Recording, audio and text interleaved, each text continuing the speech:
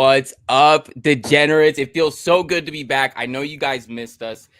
This is Locked In, but it's not a regular Locked In. This is the IN Baseball Podcast. I'm your host, Mason Cameron, and with me today is the newest IN baseball analyst, Brenden Fleming. B, how are you doing this weekend? It's been a crazy weekend. I know you went to go see your Sox on Saturday. How was that? Tell everybody.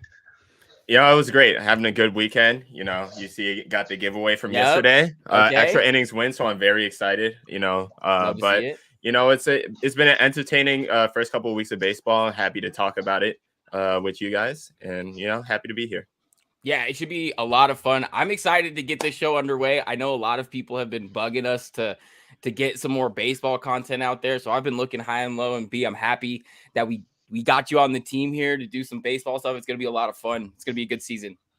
But also joining us today is senior IN analyst Mike Burland. Mike, I actually didn't know you had a love for baseball like this. Tell us a little bit about your multi-sport. You are a multi-sport athlete here at IN.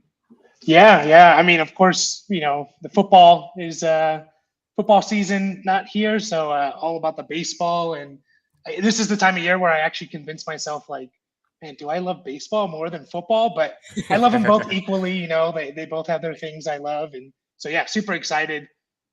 Padres fan, as you could see. We've been through some rough times, basically our entire history. So we're actually good and relevant now. So super excited. You're not going to talk to me about the Padres history, Mike. I'm a Rockies fan, brother. I don't think you understand what we've had to go through watching you guys recently, or even just in the last 10 years.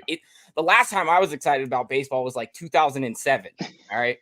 So let that be a lesson to you. But anyway, so y'all, this is how this is going to work. For anybody who hasn't caught up with us, B is running a bi-weekly piece where he's breaking down some of the biggest and best series that you guys need to go and watch for the week. Definitely go and check that out over on the website, importantnonsense.com. That's where you can find all of our stuff. You can find my betting stuff. You can find Mike's Dynasty stuff and baseball stuff. And you can find B's baseball stuff. And that's where you can get all that. Otherwise, we're going to come on here like every couple of weeks and we're just going to BS and talk about what's going on around the diamond. So you boys ready to do this thing? Ready. Absolutely. All right, let's do it. So the first big storyline I think we all obviously have to talk about is the Tampa Bay win streak. That was something else. That was absolutely insane. B, I want to get your take on this first. How was that watching that play out? And are you at all disappointed that they didn't, make it over that hump? I feel like there's nothing to really be disappointed about. We saw a history. It's not every obviously it's not every season you get, at 13 in a game, let alone as far as deep as they did, because there's nobody really wins that many games. To start out a season. It's really hard to get a win streak like that in baseball, especially seeing every team like 3-4 times in a series before you go on to the next one. And it's really unprecedented. I don't think we'll see anything like that for a while, even with the new schedule, which we'll get into in a little bit, with everybody playing everyone now. But this Tampa team, it looks dangerous. It looks you saw Randy Arozarena in the World Baseball Classic, absolutely raking.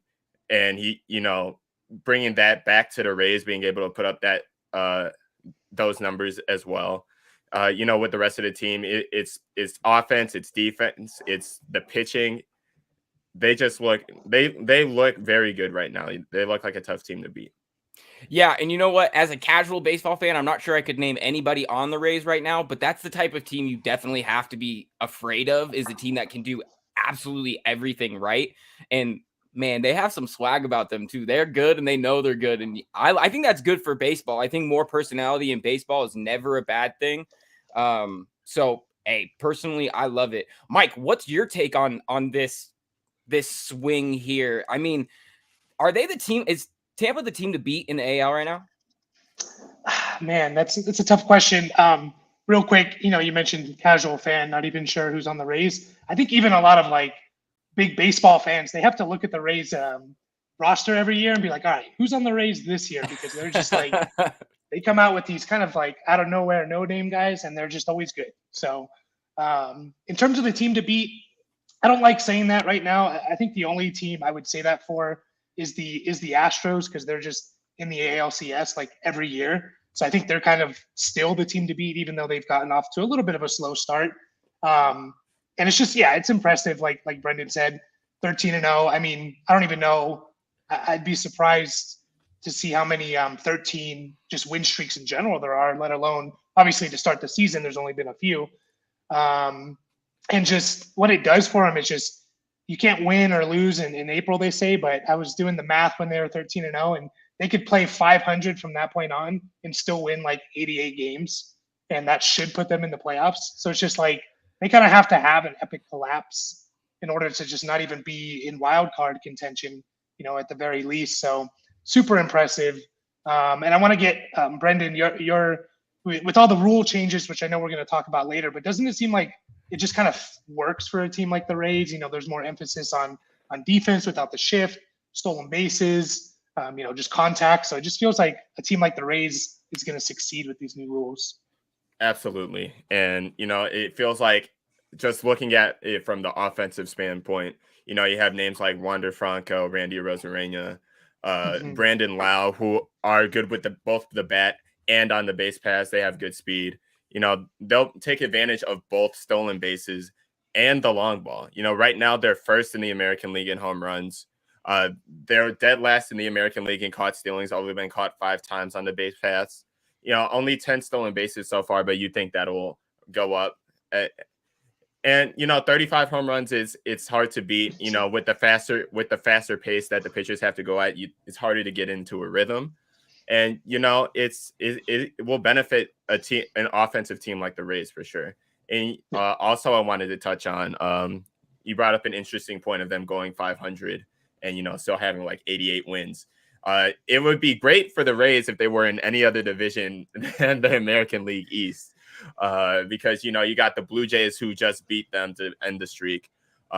They're starting hot right now, and the Yankees are always dangerous with the lineup that they have. So that'll be a very entertaining division to kind of follow. For sure. Yeah. Yeah. I agree. Absolutely. And I can only imagine how electric that city is right now, because I know that just the only real long win streak that I can remember, Rockies won like 21 to end the season like a decade ago, back when I was definitely more into baseball. And this city was crazy. So I bet you they're going wild for them out there, and you love to see it. You guys were talking about some of the rules. You guys might have to explain to me and some of the other beginners out there exactly what some of these new rules are and what they really mean for the game. I know that like they added the pitch clock, and that's been pissing some guys off, and some guys have been taking called third strikes on asking for time, and that seems corny to me. What do you guys make of this? Like, is this good for baseball? Is this bad for baseball? Or is it too early to know so far? It's a tough spot to be in. I think it's too early to know. I was kind of skeptical when they were first introduced because, thinking of a clock in baseball was not, it was weird. But, being at the game yesterday and, just following and watching games all season, you really only notice, A, if you're looking for it, and B, if a violation happens. If they're in a good rhythm and everybody's like flowing and following the game, at least on the pitch clock side, it's really not noticeable. And it is really shortening the game times, which is what they were aiming to do. As far as other rule changes go, just to kind of delve into it, like I mentioned earlier, instead of in previous years where you had like teams playing like one division in interleague play, as well as, everybody in the American League. Now everybody sees everyone. So you'll have, say, like the Phillies are coming into town to play the White Sox later. So they'll alternate seasons where they'll be here in Chicago and in Philadelphia. And it'll be like that around the league with every team, at least when you have American League and National League teams playing. every American league used to play each other, and it'll still be the same like that. It'll just mean less divisional games, I think. But it's really a good way to spread the game across the country. Every team sees everyone.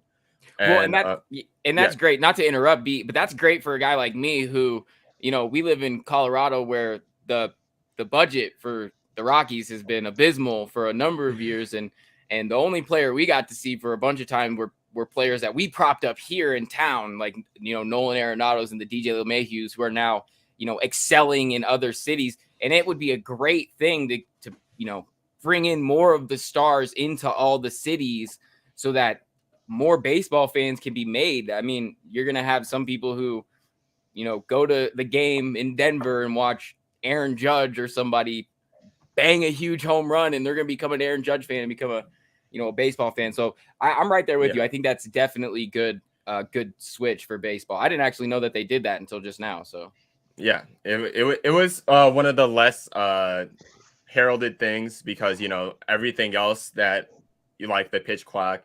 it took a lot more focus, but this is also a really good spot for the game.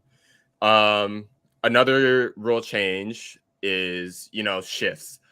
So the way the game was before, you would have people that were like dead pull hitters, basically meaning like if you had like a left-handed hitter, they tended to hit the ball towards like the right side of the infield, right? And so defenders would shift. So like you'd have like three infielders on one side of the field.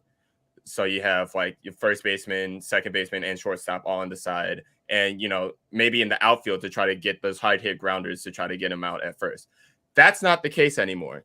So the new rule is that you have to have 4 people in the infield at all times. On the infield dirt, you cannot be touching the outfield grass. And there have to be 2 people on each side of the infield. So that will mean more base hits for dead pull hitters, and it means more traffic on the base paths, which in turn means more offense. We were seeing a bigger emphasis on home runs before this season, and this basically brings small ball back into a focus. We'll see more bunting, more stolen bases. More offense in general, more base hits for people that were batting like 150 before this season. So, that's another thing. I don't know if I'm missing anything, Mike, if you wanted to add anything on top of that. Yeah, those are the big ones. There's the also pitchers can only throw over to like throw over to first base if someone's on first base. They can only throw over. They can do it 3 times, so you can do it twice. The 3rd time, if you don't pick them off, that runner gets second base. So I don't know if we've seen. Obviously, you can't watch all the games. I don't know if I've seen someone attempt a pickoff for the 3rd time and either get them or not get them. I don't know if you have, Brenden, but it's an interesting one for sure. Do you think that would definitely be a break point for sure? Your pitcher's not throwing over that 3rd time. He's like, I missed him the first 2, I guess. I guess we're SOL. Yeah, and that's leading to more stolen bases. And I think I remember, I don't know who did the poll or who was part of it, but they said like the number one thing that baseball fans want to see more in baseball was stolen bases and just movement in general. The home run, the old saying, like everyone, digs the home run, the long ball, but it's kind of a boring play, to be honest. Like okay, yeah, it's obviously awesome for your team. Mike, I get it. You know what it is? It's the positive conditioning. It's all those free Doritos Locos tacos we've gotten during the World Series when they steal a bag and everybody, the whole nation gets a taco and everybody cheers. I think it's conditioning. We all think we're going to get a free taco every time. And at least that's what I do. And then the guys at Taco Bell get mad at me because I demand free tacos. So yeah. Well, they have all these promotions, but just movement. Hit singles and running from first to third. Like we just want to see these type of plays. And the stolen base is such an awesome play. I think it's just that runner challenging the catcher. And there's just like it's almost like a throw me out if you can. And I really like all the rule changes in baseball. I think they're going to be awesome. The pitch clock. It seems quick at first. I think it's 15 seconds if no one's on base, and the batter has to be set and ready to hit by 8 seconds. And yeah, there's been some adjustment period, not as much as you would think. I'm not a huge fan of the calling them out. The third strike being The on third a strike, yeah. pitch clock Yeah. violation. I think maybe you can like force basically like they have to use their timeout if they still have it, and they're not ready by 8 seconds. But the speed of the game, it's just awesome. Before it was just like batters are doing everything. They're checking their gloves and walking around, and pitchers are walking around. It's like, what is going on here? There's still no action is being taken away from baseball. It's just all being condensed a little bit. And as someone who kind of watches majority of my team's games, it's nice to sometimes have a game over in 2 hours, 2 hours and 15 minutes. And baseball's got to compete with other sports, and the attention span of the world nowadays is very, very short. So we need action and we need movements. And I just overall, I really, really like the rule changes. The one thing I guess with the pitch clock, I hope maybe for like playoffs, maybe they can like take it away. I know they're not going to do that this year, but because like the intensity of playoff baseball of just like in between every pitch, and I know like the agony of like watching my team and just like bases loaded or something, and every pitch and in between, It takes 45 full seconds for every pitch, and you're like, guys, I'm gonna have a heart attack if you keep this up. Yeah, and we saw, in the World Baseball Classic, there were some awesome games that just because it's short doesn't mean it's gonna be good. Just because it's long doesn't mean it's bad. So I think for playoff baseball, they can figure something out with the pitch clock. Yeah, and and personally, I like the game obviously moving quicker. I mean, in the age of TikTok and whatnot, everybody's only got 60 seconds anyway. So I like it personally, and I love I think it was Max Scherzer who's like calling his own pitches on his he's got like a remote to call his own pitches because he's like, y'all aren't getting the pitches out fast enough. I want them faster, and I love stuff like that. Speaking of, Max Scherzer is an actual psychopath, and I love it. He's an actual maniac, and I can't get enough of it. I watched him one time punch himself in the face after a strikeout or something, and I don't even know what to make of that, dude. He is absolutely loose in the head. But anyway, so that's on the rules. So if anybody who didn't know about the rule changes, we're going to be touching on some more of those as they develop throughout the season and kind of, swing back and see what we think about that. But we're going to touch on some more of the early starts to the year. I know some teams have definitely been going on some runs. The guys listed some teams here to watch for. So Mike, let's start off with you. What is your take on this Twins rally going 10-5 in their first in the AL Central? What do you make of that? Yeah, it's interesting for sure. A little shocking. I don't think it's completely shocking, but the AL Central and the NL Central kind of they kind of get a bad rep of just being kind of a mid division. So I like the Twins. I think the biggest thing for the Twins is their two stars, Correa and Byron Buxton, who are both MVP caliber players. If they can stay healthy, I think the Twins are going to do just fine. But that's a big if, especially when it comes to a guy like Byron Buxton, who, again, an all-world talent, but just can't seem to put together a full season. I don't even know when his last full season was. Maybe it was 2017 or 2018. But if those two guys can stick there, they got a pretty good top of the rotation. I think they're going to do well. I mean, that division, it's not like the AL East, which Brenden mentioned, where it's just stacked. It's a lot of teams are kind of not sure how to feel about. Sorry, Brenden, I know you're a White Sox fan. But, don't worry, I'll touch on it in a little bit. I'll let you finish, but I'll touch on it. But yeah, overall, I can see the Twins kind of keeping this up and winning that division for sure. Yeah, it makes a lot of sense. What do you take on that? To kind of build off of what he was saying, the Twins, I've seen them. The White Sox were there in Minnesota, I think earlier this week, and the Twins won that series 2-1. And the Twins are really surprising me in the sense of their starting pitching. Last year it wasn't very convincing, and they didn't really add a lot to it. But this year they've kind of gotten into their groove. They actually have, I think, the best rotation in terms of WAR in the American League, at least right now, maybe even the MLB, which is a big turnaround for them, it's something that they needed to kind of take that next step. And it's really allowing them to score, 3 or 4 runs a game and still come out on top. And they are dealing with injuries to, the big three, Buxton, Gallo, and Correa, but they're weathering the storm right now. 10-5 is a very good start for them as well, especially going into New York. I don't know if you guys saw that they put up like 9 runs in their first inning there. But they're looking very impressive. The Guardians right behind them at 9-6, 1 game back, about what we expected. And then the White Sox in third. So, the AL Central with the Twins and Guardians at top is about what we're expecting. Hopefully, fingers crossed, the White Sox will wake up. But, that's, good start from the Twins.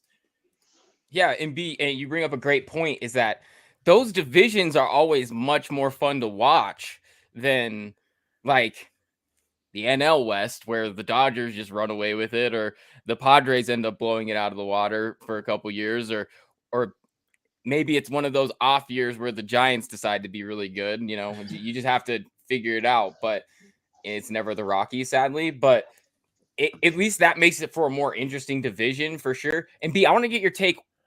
Tell me, B, right now, tell the whole world, plant your flag, call your shot.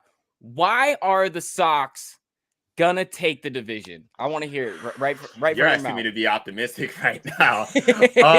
Okay, so if I'm to be blindly optimistic about the Chicago White Sox, yes, completely blindly, both eyes closed. So, both eyes closed.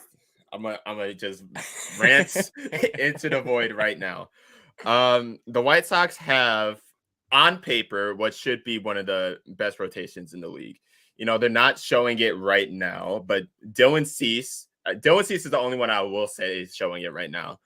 He was second in AL Cy Young voting last season, and he's picking up where he left off, carving up Houston in Minute Maid Park, to win the first game there. He had an off game, his second game, where he had 5 walks, but still only gave up 1 run on 2 hits in a win. And it'll be efforts like that from the starting pitching that will be very vital. Michael Kopech, who pitched yesterday, and he's looked pretty good his last 2 outings. He who will not be named. I don't really like Mike Clevenger, but he's put up a solid starts for the Sox as well.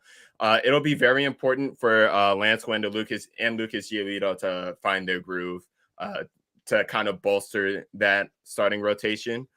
And in terms of offense, you got one of the best hitters in the league in Tim Anderson, and you have a nice young core with Moncada, Eloy Jimenez. Oscar Colas is looking like an early Rookie of the Year candidate right now. Had a big walk-off hit yesterday. Luis Robert Jr. in center field, Gold Glove center fielder. If he can figure it out with the bat, he'll be a very dangerous bat. This offense has the potential to put out, 5-6 runs a game. The starting pitching rotation has the potential to only give up like 1 or 2 runs a game.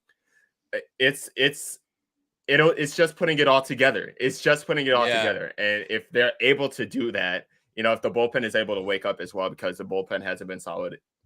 But, getting Garrett Crochet back from surgery and Liam Hendricks from his he just beat cancer, so he'll be back fairly soon, as soon as he's able to ramp up.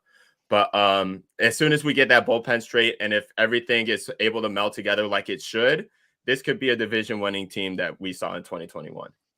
And you'd love to see that. That's the beautiful thing about baseball, for sure. Sorry, Mike, I interrupted you. Go ahead. No, you're good. I just want to echo what Brenden said. I mean, for the casual baseball fans, going into last year, the White Sox were kind of like, they were maybe like a World Series favorite team. Like, they were a really, really good team going into 2022, and they just severely, disappointed and just played not to their capabilities, for sure. So I like the White Sox and their young core, and they can definitely turn it around in that division for sure. Yeah, you love to see it, because when everything goes right for a good team, they look unstoppable. They can definitely look unstoppable. When you swing in the bats, when your guys in the pen are hitting it, when your starters are definitely dicing up, it makes it a lot easier to win games. it just getting all those pieces to fit together is always the hardest part for sure. And what our new manager, Pedro Grifol, was saying, he used to be with the Kansas City Royals, division rival. He was there last year.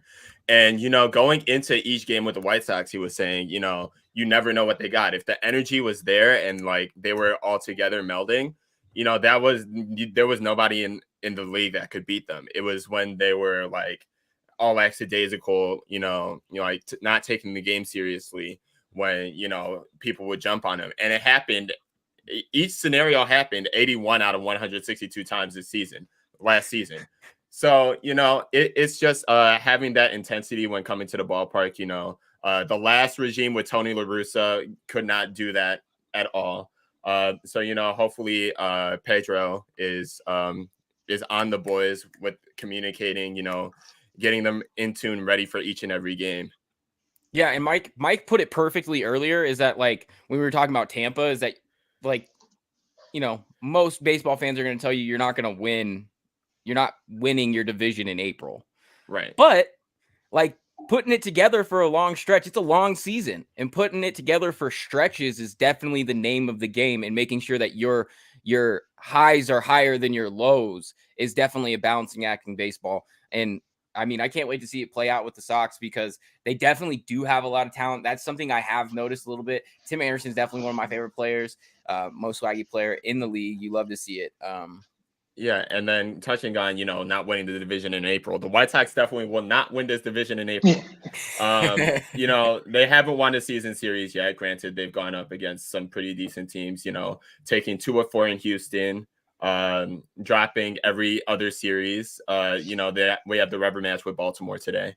But coming up for the rest of the month, we have the Phillies, the Rays twice, and the Blue Jays. So there's not going to be a lot of wins to come out of that. There's not going to be a bunch of wins in April, but it's going to be a good test to, there's obviously a couple of injuries that will hurt a lot, going through those series, but it'll be a good test for the team to see if they can, at least split, go 500 throughout those series.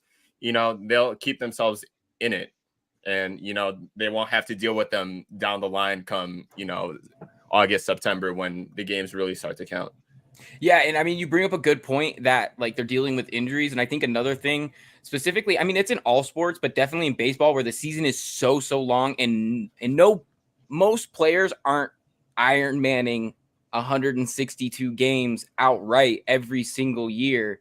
That's incredibly hard to do. So getting more talent, or I mean, more playing time for the guys that are down your 25 roster, like, is a huge asset, especially against top talent like they're facing. Who knows, like they might be going on this skid now, but you run into the Rockies. I mean, I keep saying the Rockies because they suck, but you run into the Rockies, and I mean, they're going to look all world. So you love to see that. It's definitely going to be a good draw. And we're actually going to move into some other teams here. It looks like we're looking at the Rangers and the Angels, first and second. You got the Astros and Mariners, third and fourth. What are we thinking about some of those teams, Mike? What are you seeing with that? Yeah, it's an interesting division. I think like all 4 of those teams are like right around 500. So a little shocking, I'd say. The Mariners and Astros, you could argue, were like the top 2 teams in the AL this year, or are the top 2 teams. So I think they'll turn it around for sure, especially the Astros. Like, again, they're the only team. It's like I'm going to be more shocked if they're not in the ALCS than if they are at this point. Well, we root against the Astros on this show, Mike. Make no confusion. We root against the Astros and maybe even the Red Sox too. Sorry for anybody that's a fan of both of those teams, but I am a conscientious objector to both of those teams, and I will not take any comments on the matter. Sorry to interrupt, Mike. No, you're good. You're good. The Mariners, they have their team is just stacked as well. So I see both these teams turning it around for sure. The Rangers, they've spent a lot of money the last couple off seasons, getting like Marcus Semien, getting Corey Seager, Jacob deGrom. So they're trying to get, build. I still think they're a year away from being like serious contenders. And then the Angels, man, I think we all want to see the Angels good, because we want to see Shohei Ohtani. We want to see Mike Trout in in the playoffs. Like, please, like, we want to see these guys. Like, Shohei is ridiculous. As most people, even casual non-baseball fans might know, it's like if Patrick Mahomes is doing what he's doing in the NFL, but also like leading the league in sacks as well. Just something crazy. So we need to see these guys. Mike, could you believe that? If you wrote that down, I didn't write down. it. That Patrick Mahomes. It's so real, though. It really is, and I mean, it is amazing.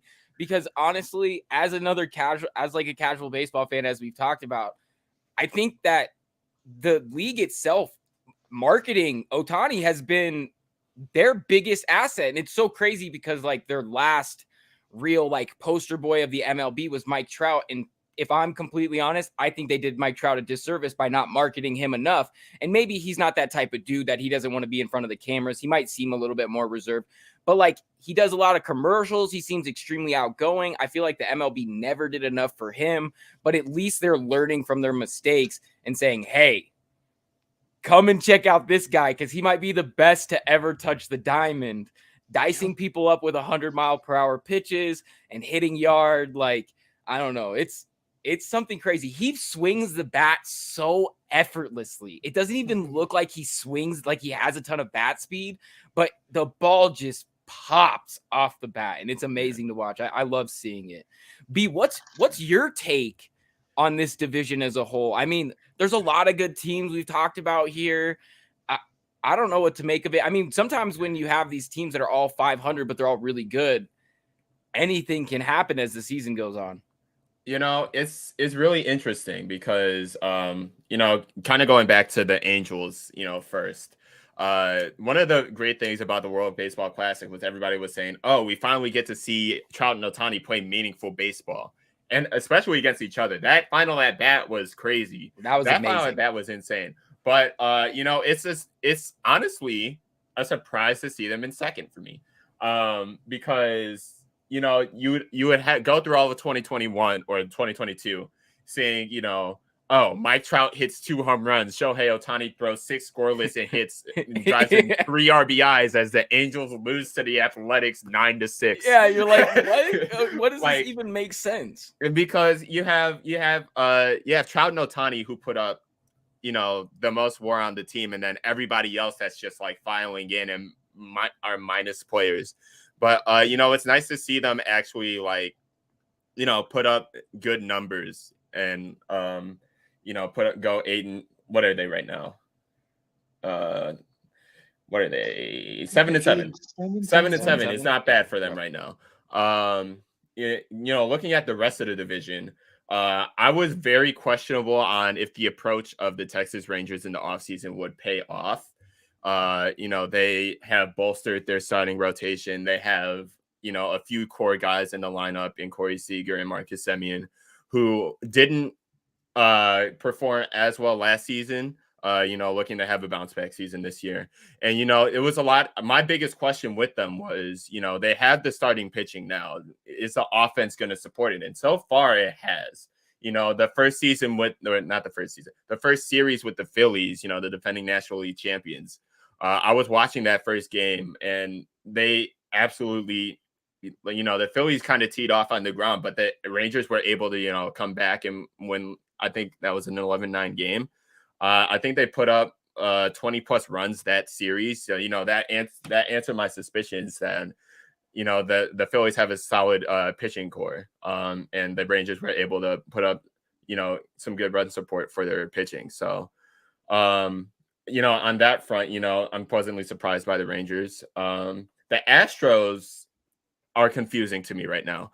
I will say it's because you don't really lose a lot of people with Houston. You add Jose Abreu, who is one of the best RBI hitters in the game, and you go and start the season. What did they start? They took 2 from the White Sox. They went 2-2 against the White Sox, and then they had 2 big red flag losses against the Detroit Tigers at home, which really concerns me. And my biggest question is, how are they going to perform as a unit going forward. I was actually going to write about them this week because, this week this upcoming week is a big series. They have 2 big series for them. If I can just pull that up real quick. Starting Tuesday, they got the Toronto Blue Jays 10-5, second in the AL East. And then looking ahead to the weekend, they'll have the Atlanta Braves, who are the defending AL East champions, or NL East champions, I should say. So, those are 2 huge tests for, Houston. They have to figure it out fast, or else, there'll be questions about like what's going on this season, I think for the Astros, they're kind of like, it's April, wake me up. Yeah. What's the song? When September ends? Wake or something, me up right? when September ends. Go ahead and sing it, Mike. I don't think we'll get DMCA'd. I want to hear you belt it out, Mike. Wake me up when September ends. Exactly. No, I'm right there with you. I think they're pretty good. Sorry to interrupt. Go ahead, Mike. No. That was basically it. Just it is. You don't want to get off to too slow of a start, but they're still right around 500. So I'd feel okay still as an Astros fan. But yeah, these 2 series coming up, definitely you could, if you lose both of those, get swept in one or both, like then you start thinking like, oh dang, we're like 5 games under 500. It starts to become a little concerning. The worst part about the Astros, in my opinion, is Twitter. You hear me, Astros fans? Astros Twitter. Y'all need to relax. Yeah. Sorry, but you were gonna say something too. I was just gonna say, I'm still not super comfortable with the Detroit series, like them losing 2 or 3 at home to Detroit, because Detroit is not like you have the 3 teams in the AL Central that we touched on. Detroit is nowhere near the level of those 3 teams. Like that, when your best player is Javier Baez, and he's not even paying attention to the ball game and getting pulled by his manager, there are big issues. There's a lot of, I have a lot of questions with Detroit right now, because they're supposed to be in this big rebuilding period. Javi Baez is supposed to be, the star of the team, and he's not living up. He was completely different in the World Baseball Classic. He was actually like enjoying baseball. And in Detroit, it's just not the same. So, it's going to be big for them if he does go back to, Javi magic like he had with the Cubs. But, there's a lot of questions around him, and losing 2 of 3. I don't know. Team. I don't know. 2 of 3 to that team should definitely be a red flag. Yeah, it's a red flag for me personally. Obviously, you don't win the division in April. They still have a lot to play. I don't know. They're playing the Rangers right now. So that's a good series to follow if you're looking at that. But yeah, it's just it's I got questions with Houston right now. That's just me personally. Yeah, it makes a lot of sense. And another team, to move on to even another questionable team we have here on the list, we have the Phillies, 4th in the NL East at 5-10. Mike, what's going on there? See, now this is a team I'm concerned about. They are the NL champions from last year. They were in the World Series, obviously. They went out, they got Trey Turner, which is, I love Trey Turner. I think he's an awesome player. But yeah, they're off to a tough start, and I kind of expected it a little bit, not having Harper there and losing Hoskins at the beginning of the year. I kind of thought they were going to start off slowly, but I was hoping not that I'm a Phillies fan, but you're kind of hoping as a Phillies fan, you could float around 500 until Harper gets back. I know they're talking about moving him, basically teaching him how to play first base so they can get him back sooner. But yeah, it's tough as a Phillies fan because you're just the biggest reason is you're in that division with the Braves and the Mets, and even the Marlins. They're not gonna win anything, but they can be pesky with their pitching. Those teams, you're in 2 of the better teams in the NL are in your division, so it's kind of like a little bit of a panic for the Phillies, I would say. Can they do what they did last year and get hot at the end of the year and then go on a run? For sure. But again, like we said, yeah, it's a long season, but also, you have 1 or 2 bad months, and that kind of puts you way behind the 8 ball for sure. And Mike, I want to ask you another question. Why do teams feel inclined to try to teach guys first base? That doesn't make any sense to me. If I'm not a fielder, do not stick my ass in the infield on first to catch every single infield ground ball. I'm not the guy. Well, the thing leave with me with that. The thing with Harper is he had Tommy John surgery, and I don't think I knew and that. so so he was going to be out. Obviously it's not as severe. If you're a pitcher, you're out easily a whole season, maybe more, probably more. Yeah, a year and a half. With a position player, it's obviously less common, but he had Tommy John. He wasn't expected to be back until I think like July or August or something. And I guess going into first base, Brenden, maybe you can explain this a little bit better, but maybe he'd just be able to come back quicker from the Tommy John surgery playing first rather than the outfield. Obviously, you're not throwing as deep, but you still have to throw to second sometimes, and I think it's the biggest thing is them needing his bat, and especially like having the DH position filled. The thing is, they do need his bat, and first base will obviously be the least taxing on his arm, especially with Rhys Hoskins, going out for the. I think he's out for the season, right? With the ACL. Yeah. So they'll definitely need his bat with him missing, and kind of also going over to Phillies. I would echo Mike's concern, especially seeing they have a 13-0 loss to the Cincinnati Reds. How does that even happen, bro? That's the biggest red flag. That's a massive red flag if I've ever seen one before, considering the Reds are projected to be the worst team in that division, which we'll get to. I see that on the show sheet, which we'll get to. But the Phillies, having series against the Rangers and the Yankees, you'd expect them to be like around 500 with, series with the Marlins and the Reds. But the Marlins have been pleasantly surprising, to be honest. The bat of Luis Arias has been a big addition for them. And, Jazz Chisholm is out right now with an injury. But once he's back, that lineup's going to be a lot more dangerous as well.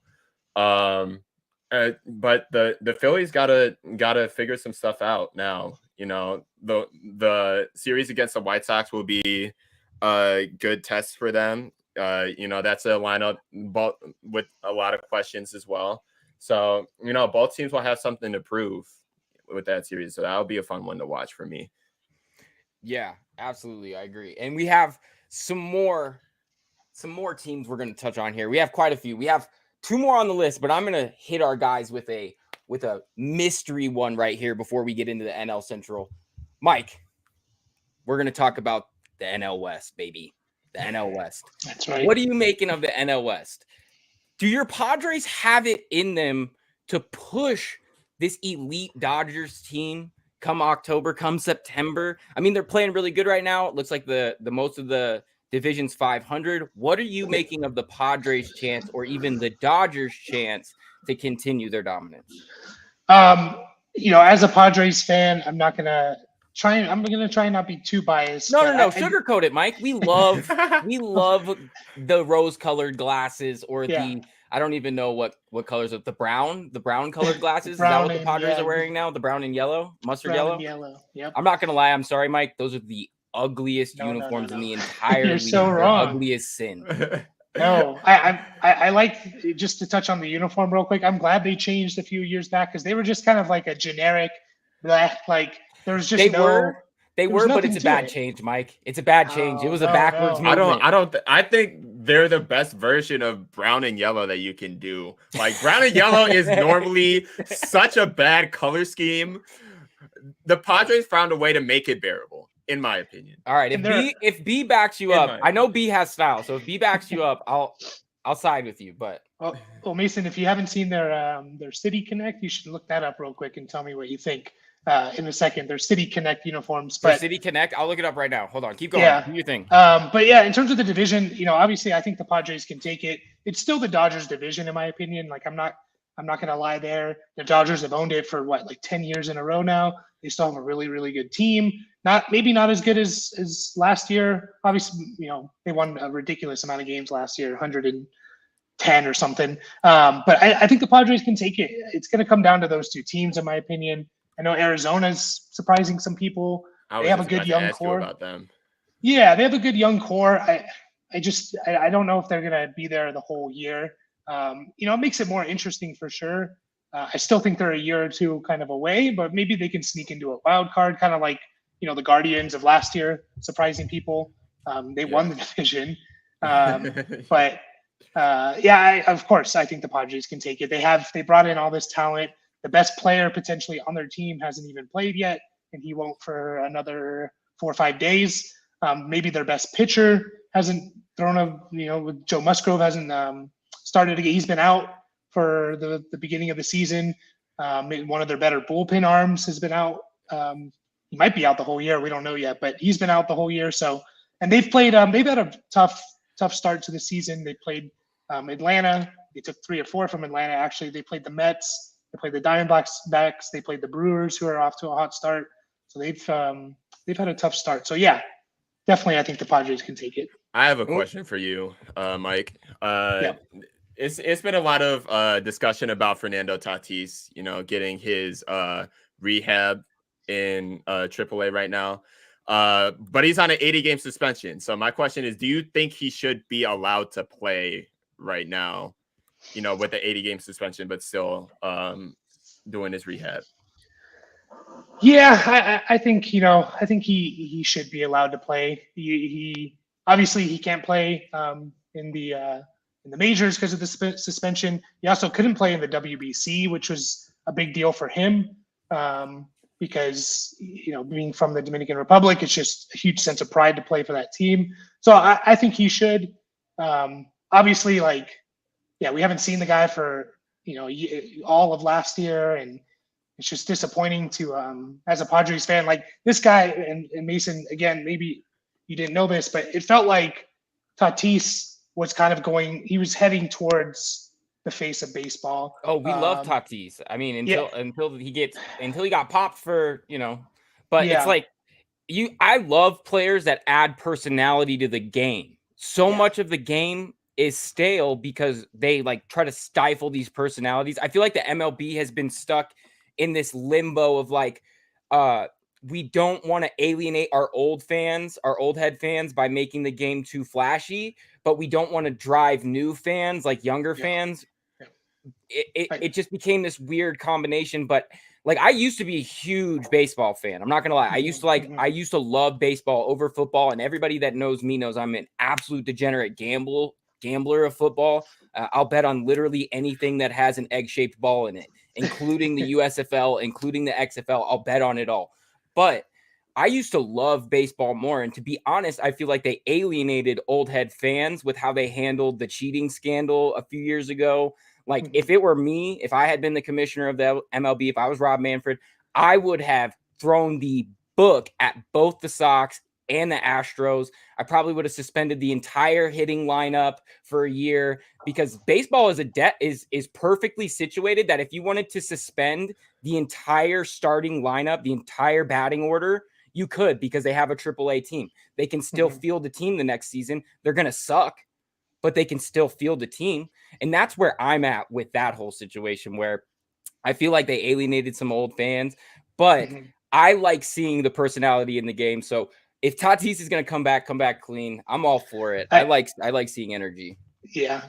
And, he kind of has it all. And maybe I'm a homer and biased. I want to believe, I think there's a lot of pressure on him to be that face. And he had that motorcycle accident and he hurt his wrist. I honestly think he was taking those PEDs to get back from that injury because he wanted to get back. I don't necessarily think what we've seen from him was because of the PEDs. I think the guy's just he's a phenom, and you can see it. I mean, his last 7 at-bats in the minor leagues, he's hit 5 home runs. He's just kind of torching AAA pitchers there, unfortunately. So I'm excited for him to come back. April 20th. It's this Thursday, I believe, is his first game back. So okay, cool. That should be good. Everybody go watch that. If I might play devil's advocate a little bit here, just do from not in the terms of flashy, because I'm all with the flashy. If there was ever an agenda for baseball to be more flashy, it was the World Baseball Classic. But we'll get into that in a little bit. specifically about Tatis, it wasn't just like the issue of him like being suspended for PEDs. It was the issue of like his attitude. And, I heard like a lot of players in that clubhouse and some of the coaching staff, in 2021 when they missed the playoffs and then kind of going into 2022, was his attitude and how he approached the game, kind of like, oh, I'm the big guy on this team, everything revolves around me, and so hearing like Machado and Clevenger when he was, part of that team is a thing of maturity. Him having like, hopefully like the PED suspension is like a wake up call to him. A humbling experience for a guy that had an ego. Yeah. Yeah, sure. Exactly. But hopefully it also doesn't take away like his flashiness as well, because him absolutely pimping home runs was one of the best sights to see in the league. So just to expand on that a little bit, I agree with Brenden. Like, he needed a kind of a check. He needed to be checked, and he thought maybe it was his team, but they have guys like Machado there. They have Juan Soto. They have Nelson Cruz. The ageless wonder, all from the Dominican. Xander Bogaerts now. Yeah, Xander Bogaerts. They're all going to be there. Like, it doesn't have to be Tatis. I honestly think there was so much pressure on the guy. Like, you're the chosen one. You have to bring this team to glory.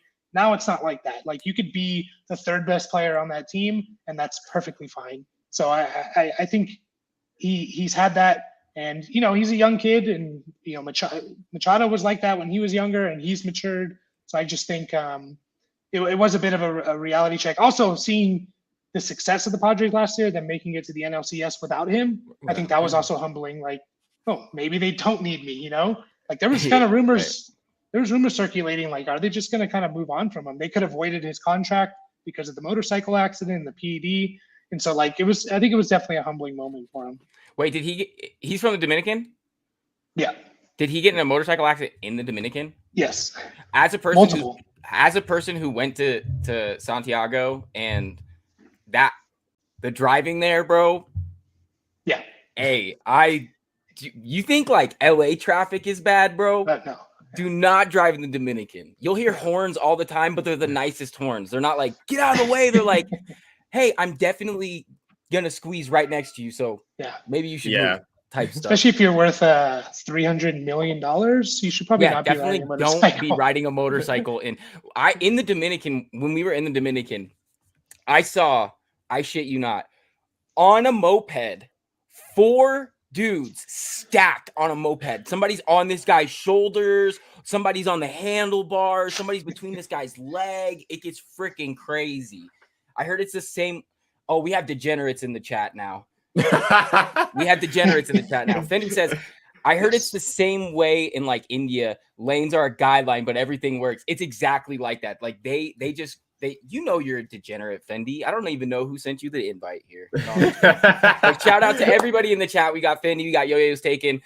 Anybody who's watching on the YouTube, definitely check out our Twitch to get it live. Actually, you can check out our YouTube to get it live too. And even get into our Discord to get all of the information on there. This is my job. My job is to entertain and interact, because I don't know jack about baseball except for this. Yeah, go ahead. I was also gonna bring up. I wanted to get Mike's opinion, because now I think about it, the infield for the Padres is pretty stacked, because you got Xander Bogaerts now, Manny Machado, and Tatis coming back. You also have Ha-Seong Kim, who's been very good for the Padres. So I was thinking, what's the competition going to look like for the Padres, at least in the infield? You think Tatis could move to the outfield, if there's a logjam there? Yeah, I think he's going to go to right field. They have a little bit of a hole at right field right now. They've been rotating a few guys, but I think, which is a little unfortunate, because shortstop is that premier position, Like, you want the best player on your team to be the shortstop, and it, gets all the glory kind of. But he's going to go to right field, and he's actually been looking pretty good in right field. I know you can't just stick a guy out there who's never played in the outfield and expect him to be good. Tell me about it. Because the White Sox, before this season, Andrew Vaughn was our right fielder, and he's a first baseman by trade, and that does not mix at all. So yeah, that's. But it's good to hear that he's, getting good reps and he's looking good in right field. Yeah, for sure. And he's, I think the guy's a phenom, and he can he's so athletic, and he's gonna make that transition pretty seamlessly. But he could play shortstop if something happens to Bogarts, or it's nice to have. They have a bunch of guys. Hassan Kim, even Cronenworth can move over to shortstop. They have a bunch of guys that can kind of move around, a lot of versatility. So, but I think you'll see him right field, and also I think that protects him a little bit. He's had the shoulder injuries. It might protect him a little bit more out there. So right field and DH most likely. And that's good. I mean, you love to see the versatility in guys. That definitely makes it easier on a manager to field a lineup. But I want to get into this. Mike, is this the jersey you're talking about? This one right here? Yes. I do like that. That hat is sick. I actually have a hat already. It's not one of my favorite City Connect jerseys, but it's up there. It's like. Sorry, go ahead. No, I was saying it's very fresh. It's very San Diego. Yeah, they're trying to make a connection here with Mexico, Baja California. So they're trying to get that connection of like the Mexican culture as well, which obviously San Diego on the border. And it's smart of the Padres because there's a huge market in Mexico. They love baseball. So they're trying to get these are kind of colors that you do see in Mexico a lot. It's very polarizing uniform. I like them, and the Latin players look awesome in them. I don't know about if I could sport like a jersey like that. I don't know. No, Mike, come on, man. You got the style. Sure you got a little drip in you. I will say, the City Connect jerseys, that's a good thing that Nike and the MLB is doing. There'll constantly be more added throughout the season. I think personally for the show, we should have a rotating ranking list as they drop. As they drop, maybe within the next 2 weeks we can rank the ones that are released as of now, and then as they keep on getting added, we can add to the list. Yeah, White Sox are very high. I like White Sox are very high on that list. Sorry. And Fenny brings up a good point that they look like the Miami Vice jerseys. I definitely loved the South Beach Heat jerseys, like back when they did those. Those were sick. The Miami Marlins have a very good. Marlins and White Sox are my top 2 City Connect jerseys. If you want to look up the Marlins right now. Yeah, let's check the Marlins. They're not as Miami Vice. It's that second one. Is this one right here? Yes.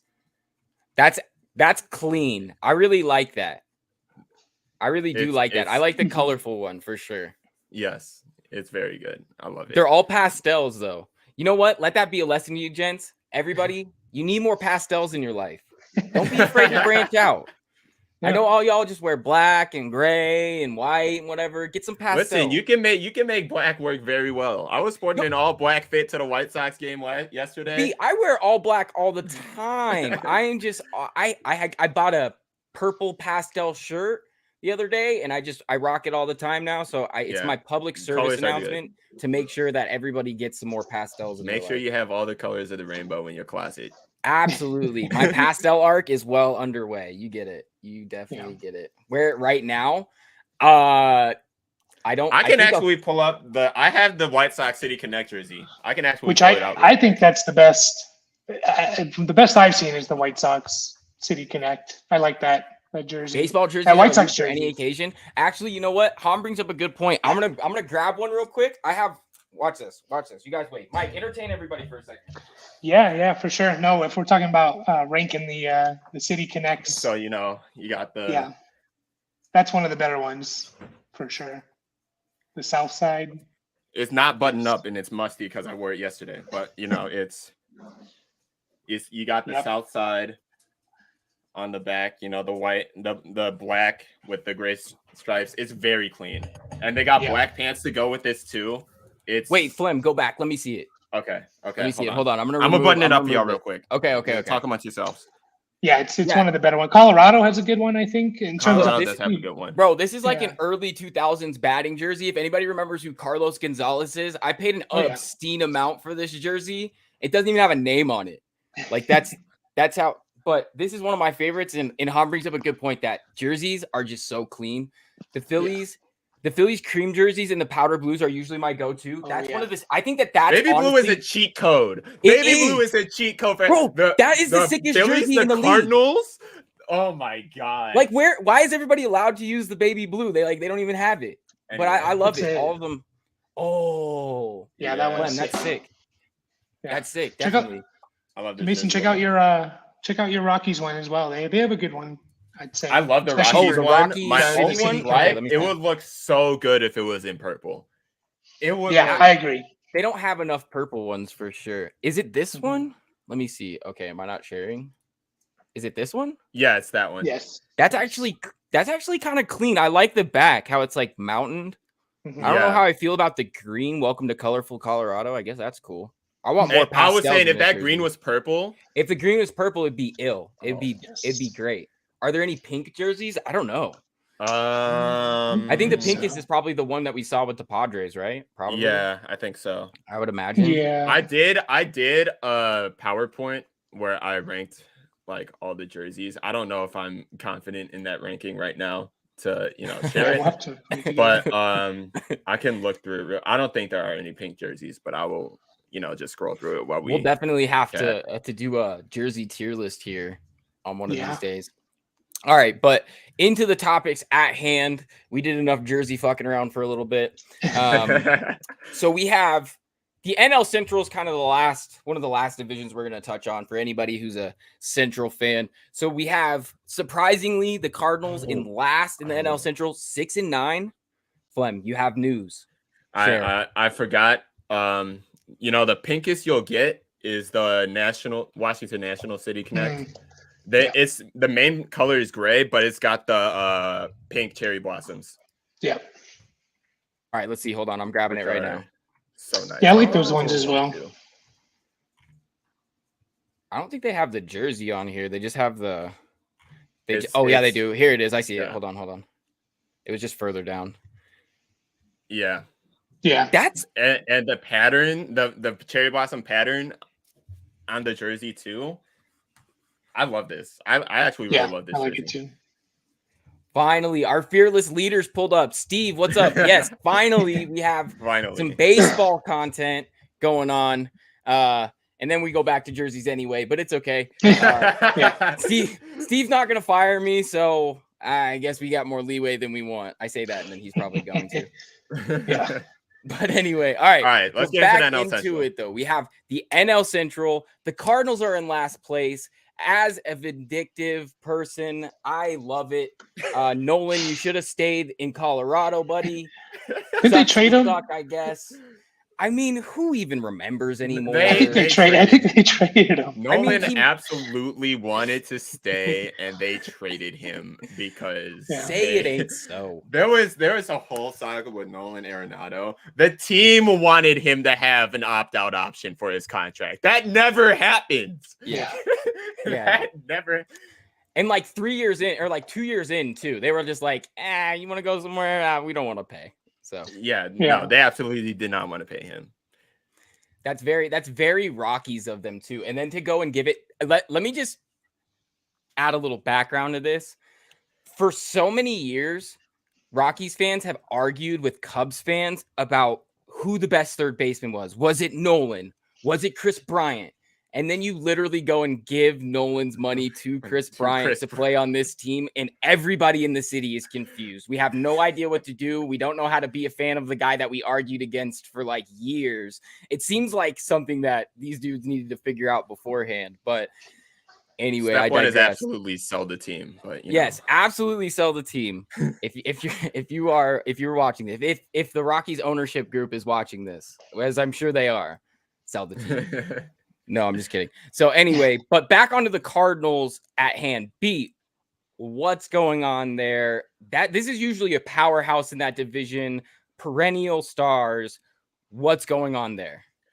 I'd have to take a look at the matchups real quick to fully assess what's going on. But it's just a lot of surprises in the NL Central in general, because obviously you expected the Brewers to be around the top, even though they always get around the top two in the division and then always go out and maybe the wild card round or the ALDS.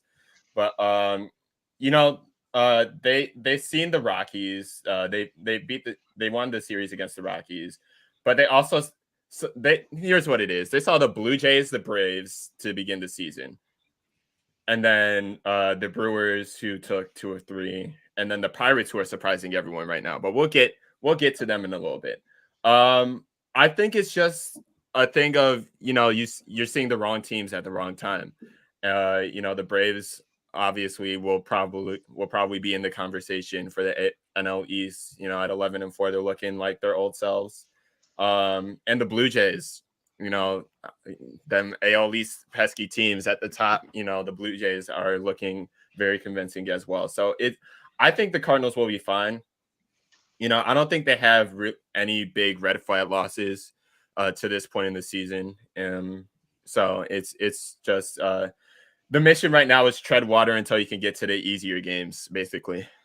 And you can find your form. And sometimes surviving is all you need. Because like we said, you're not gonna necessarily maybe win your division in April. Maybe you can lose it. So I guess, treading water is good. Mike, while we're on that Central, and B spoke on it just a second ago, what is going on with these Pirates? I feel like they're so good because they had the best opening day Twitter video ever. It was amazing. It was my favorite one. I don't even like Pittsburgh, but I thought it was awesome. What do you make of what's going on with the Pirates right now?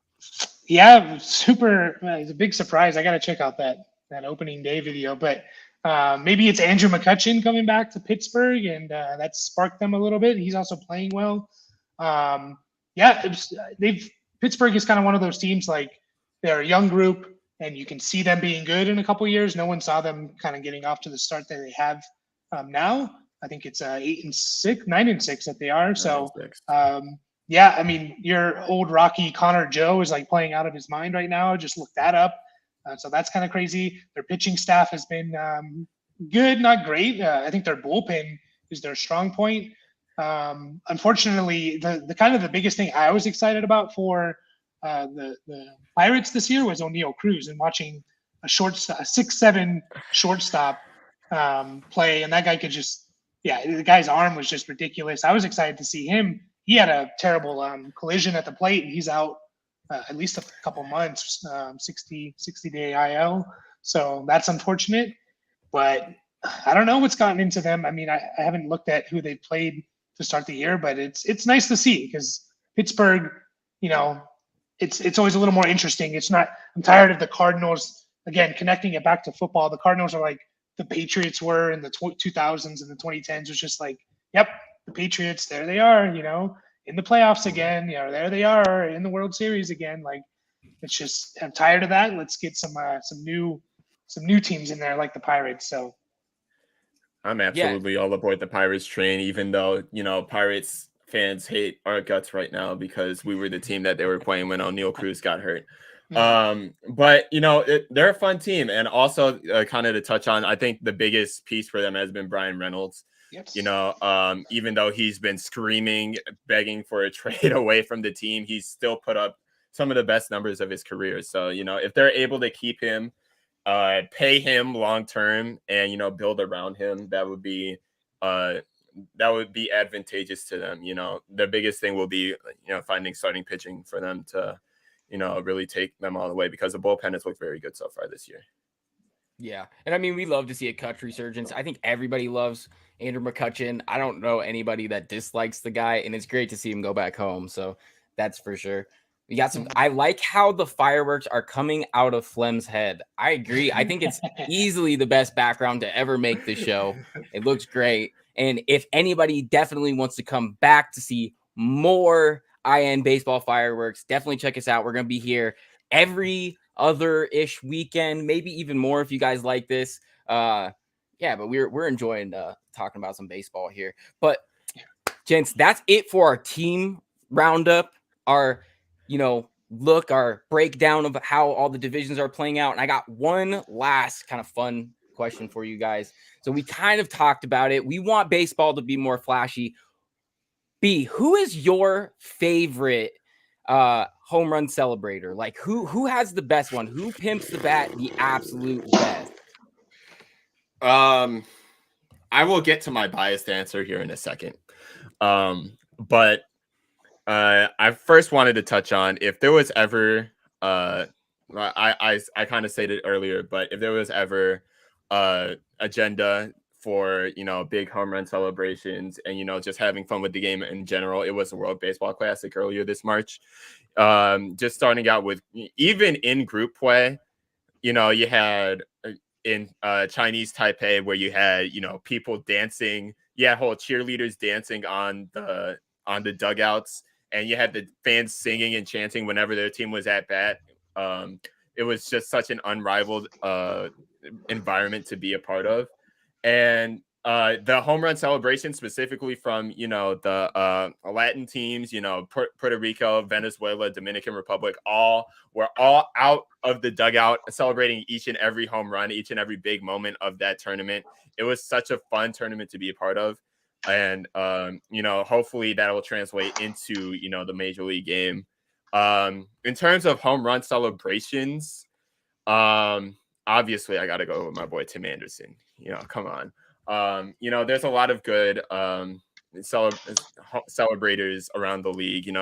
We were talking about Fernando Tatis earlier, but, one that sticks out to me in general is actually the scene you see behind me right now. I actually didn't plan this, but the 2021 Field of Dreams game was the first ever game played in Iowa.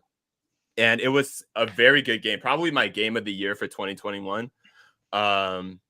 You had the White Sox and the Yankees going back and forth. The Yankees had just taken the lead in the 9th inning.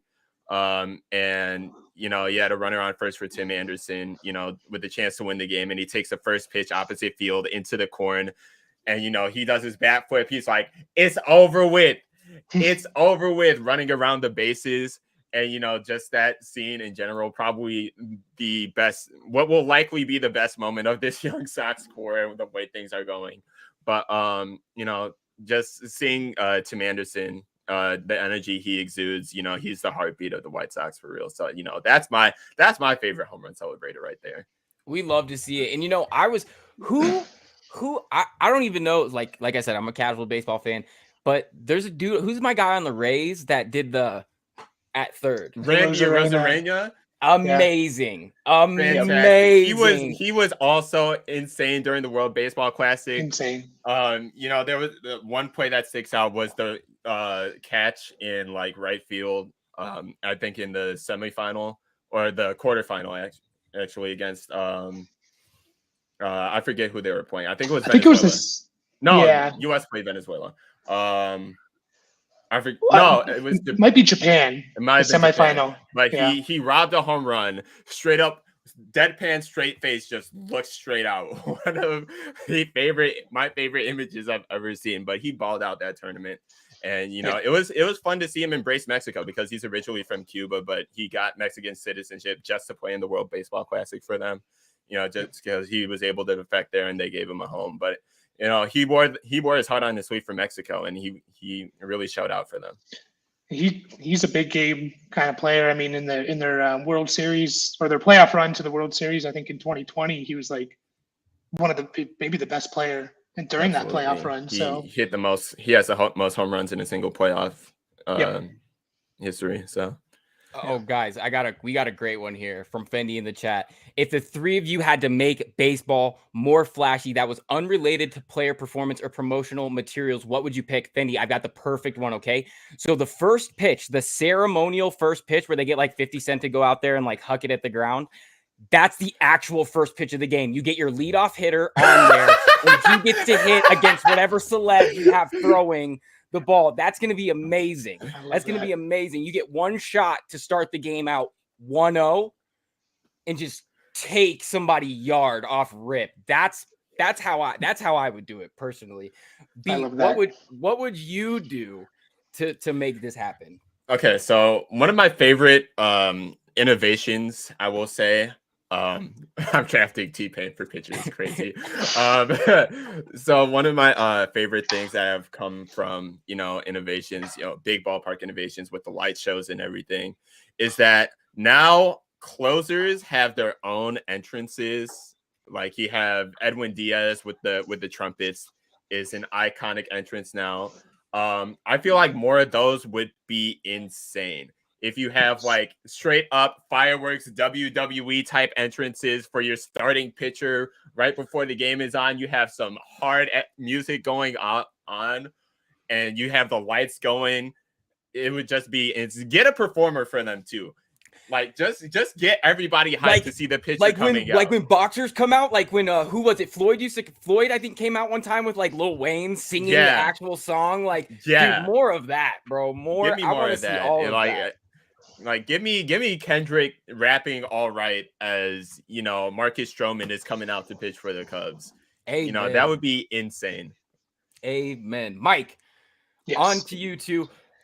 I think I might have even skipped you. What is also your favorite home run celebration, and how are we making baseball more flashy? Yeah, making it more flashy. I'll start with. I mean, I was gonna mention the entrances. I remember watching that Edwin Diaz. They made it like a movie. One of his entrances, they made it like a movie, and I watched that thing like 10 times one day, and it was just, I'm not even a Mets fan. It was awesome. They brought Timmy Trumpet there I think near the end of the season, they brought him there and he performed it live when he came in. It was so awesome. So more of that, getting rid of these unwritten rules of baseball, like, pimping the home runs. Like pitchers used to get all pissed off about that. It's like, well, don't give up a home run. How about that? Like pitch better and you don't have to worry about them pimping the home run, or don't swing when it's 3-0 or something, and you're up big. If a team's up big and it's 3-0, you're not supposed to swing. It's like, well, that's, what is this? We don't swing at a pitch. Like, don't hit a home run. This is crazy. So I get just paid more for hitting the ball. Let me hit the ball. I don't care what the count is. Yeah.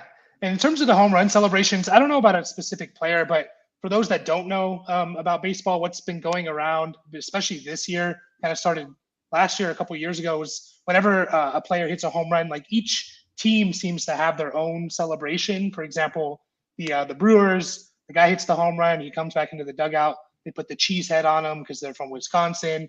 The Pirates have a pirate sword that the guy gets, and he pretends he kills someone. So they're all kind of doing, a lot of them are connected to the teams. The Angels have a samurai helmet they put on because of Shohei. So that's awesome.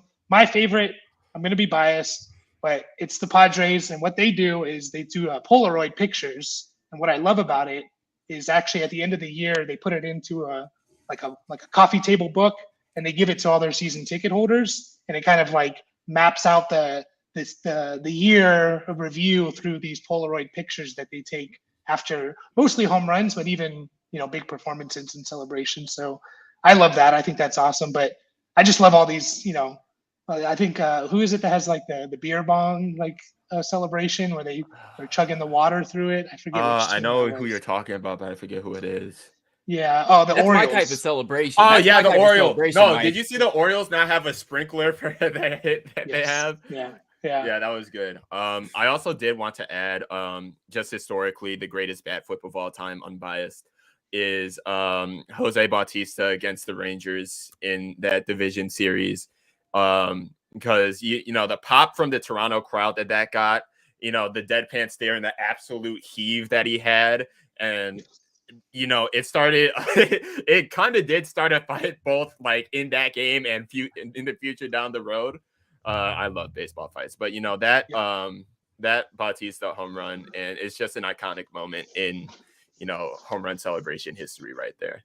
I love baseball fights was definitely the overarching. They're so fun though. Like you get everybody spilling out the dugouts, and like normally it'll just be people screaming at each other, and they'll just kind of like push a little. Nothing really happens, but then when they really start kicking off, they go. Let me tell you, I was at the White Sox game yesterday, right? And this didn't happen like on the field, but like I was sitting like above like the 100 level. And I have like a clear bird's eye view of like a fight that happened like in the stands. It happened for like 2 minutes with like a group of people. Security did not show up at all. It was like the 9th inning of the game too, and nobody in our section was paying attention to the game. It was like a tie game. We were just watching them throw hands. That's hilarious. That's absolutely hilarious. But boys, that about does it for us. I think the moral of our story is that every week or every time we do this show, we are going to be rewriting the unwritten rules of baseball, making the game better. But it was so much fun to do this, guys, for the first one. I think we did well. I guess I'll see if I have some DMs from Steve later telling me that I'm fired. I guess we'll approach that bridge when we get there. But yeah, so that wraps us up. We will be back every other weekend, or maybe even more if you guys like this type of stuff, through October, all the way through. Definitely check out Brenden. All of his work is on the website, importantnonsense.com. You can also check out Mike for all of the dynasty stuff that we have going on. We are definitely going to be getting into it and doing way more baseball stuff this off season. So that's going to be a lot of fun. To get into our Discord, everybody, join our Patreon. For right now, I know that we're working on some stuff behind the scenes to make all that jazz a little bit easier. But for right now, you join our Patreon. That's how you get into our Discord. And there might even, just a secret, hopefully Steve doesn't fire me for this one, there might even be a little bit of a discount if you join the Patreon in order to get into our new thing that we got going on here. So just a little inside info for you. And also shop.importantnonsense.com, promo code LOCK. That's how you get our merch. Actually, I think we're switching that one over too. So I'm not sure if the site is actually is spitting things out right now, but definitely go check it out. And yeah, more cool things to come down the pipeline. Really, seriously, guys, I can't thank you guys all enough for coming out. Mike, B, thanks, guys, for giving me some more information on baseball. Like I said, I'm a casual fan. So for any of the other casual fans out here, come back, talk to us, and Mike, B, will definitely break it down for you. So any parting words for the people, B? Hope to see y'all on the next one. I'll be writing right after this to try to get an upload up tonight, maybe to go up tomorrow. Be about the Houston Astros upcoming series, and yeah, hope to be more insightful about you for baseball. Would love any questions to come my way if you're trying to learn anything about baseball. And thanks for coming through. Y'all have been great. Can't wait to do this again in a couple weeks. Yep. And so it looks like I am fired, guys. So you will have to carry on without me, as Steve says, our fearless leader. Mike, any parting words for the people at home from you? Just a lot of fun. I love talking about baseball, guys. If you're in the chat, get into the Discord because we have a bunch of football heads in there, and there's only so many times you can talk about like who's RB5 when it's April 16th. For who's the RB5 for the 2023 season. Let's talk some baseball into the Discord. So hop in there and I'll be happy to talk about whatever you want baseball related. So looking forward to it. And I know a lot of you guys play fantasy football with me and lost last year. So maybe you guys need to get in there, get some info, help you guys out. But anyway. All right. I was a 500 team. I was happy. That was a goal from last year. You just got to get above 500. And we'll make it happen next year, B. You're going to have all the information at your fingertips. Yeah, I'm in the Discord now. We're going to take them all down. So, all right, guys, that about does it. And until next time, everybody, keep up the nonsense. Good night and good luck. I guess it's not nighttime, so I can't say that. But anyway, keep up the nonsense. Love you guys. Catch you next time.